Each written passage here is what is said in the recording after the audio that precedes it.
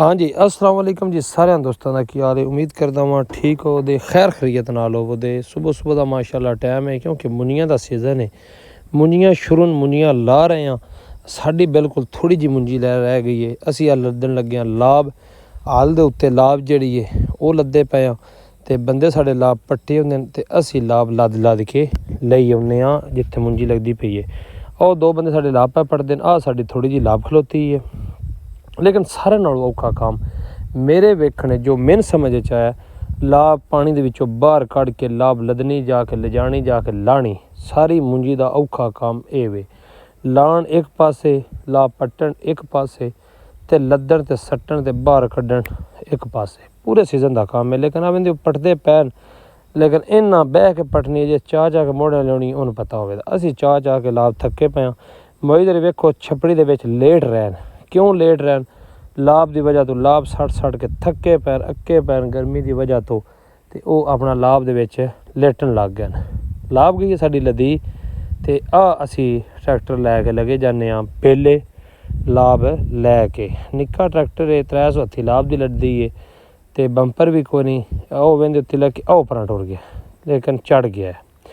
अगों आए बेले तो लावे साडे जेड़े ने वो दड़ो दड़ लगे सन सवेरे सवेरे ते 8 बंदे न माशाल्लाह मुंजी बड़ी सोहनी लांदे। अगले लावे मुंजी सोहनी नहीं सी लांदे लेकिन ये लावे अखीर मुंजी लांदे। मोहित साहब लाभ लैके साडे कोल पहुँच गए।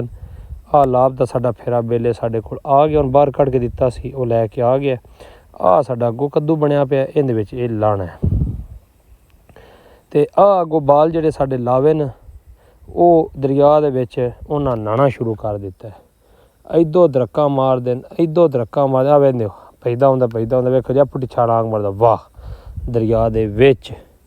ये काम है सिर्फ और सिर्फ पेंडुआं बच्चों का। शहरी बच्चे दरिया दूरों खलो के वेख सकते हैं नेड़े नहीं जा सकते।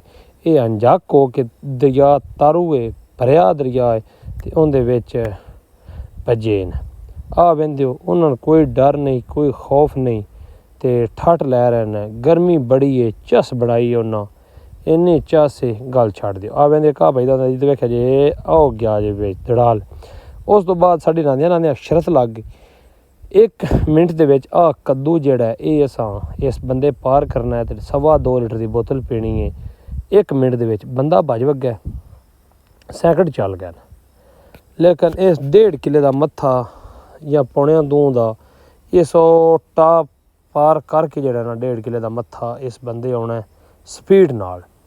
अगर ये उस बन्ने तो इस बन्ने तो 1 मिनट दे विच आ गया फिर 2.25 लीटर की बोतल जी है वो इत्थे बंदा खलोता है वो उस प्यानी है। दोनों भी बंदा विखाने क्योंकि भज के लगा होंदा अपनी हिम्मत ते 2.25 लीटर की इस बोतल अज उम्मीद की जाती है जित जानी है। असी सारे वेखण वाले इस बंदे पिंड जिहड़ा सामने खलोता आ जे ये शरत लगा आ जे ठीक है। असी सारे हसदे पे तो ये हुण परा नस्सिया जांदा ते वो भी ये आ गया ये आया जे 55 सैकंड दे विच वापस बोतल उस जित लईए।